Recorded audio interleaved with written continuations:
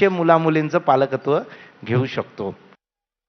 ही मुलं जी आहेत ती तुझं नाव लावतात त्यातली काही जण, ते काय म्हणजे त्याच्या मागचा काय विचार आहे? हे टप्प्याटप्प्याने मला जाणवत गेलं सगळं. दिव्यांग मुलं किंवा अनाथ मुलं जेव्हा आपण भेटतो ना, ती बुजरी असतात, घाबरलेली असतात, कधी कधी चिडचिडी असतात. याला कारण 18 वर्ष समाज आणि कुटुंब सुद्धा त्यांच्याकडे त्या नजरेने बघतो. कोणीच मित्र होत नाही. तुम्ही एकदा चेक करून घ्या, तुमच्या जवळच्या 10 मित्रांमध्ये किती दिव्यांग आहेत, जिगरी दोस्त किती अनाथ आहेत? कोणीच नाही आहे.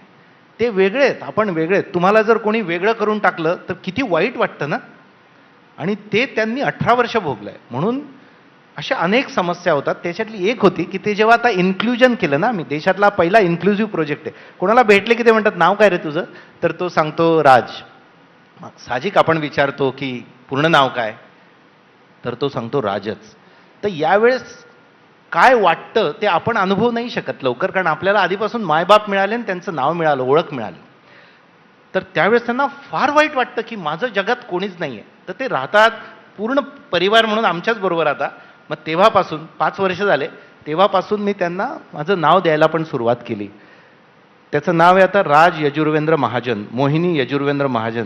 याच्याने जो काही त्यांना आत्मविश्वास येतो मी तुम्हाला सांगू नाही शकत. म्हणजे पूर्ण त्यांचा ऑरा बदलतो की मी कुणाचा तरी आहे, माझं कोणीतरी आहे. ही भावना मला हे त्यांच्याबरोबर राहिल्याने जाणवली, कारण आपल्याला हे आधीपासून सहज मिळालंय ना, तर त्यामुळे ते तसं आपण करतो. म्हणजे खूप मुलांचे अनुभव तुझ्याकडं आहेत आता, खूप म्हणजे खूप प्रतिकूल अवस्थेमध्ये आलेली आणि खूप प्रतिकूल परिस्थितीमध्ये शिकलेली आणि तिथून त्यांनी अशा मोठ्या भराऱ्या घेतल्या.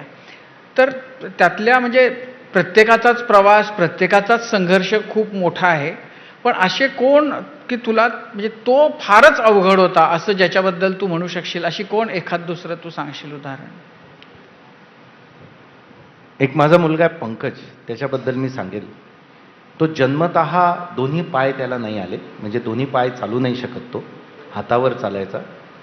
टोकाची गरिबी घरामध्ये, त्यात वडिलांना दारूचं व्यसन, आदिवासी भागात राहणारे, आणि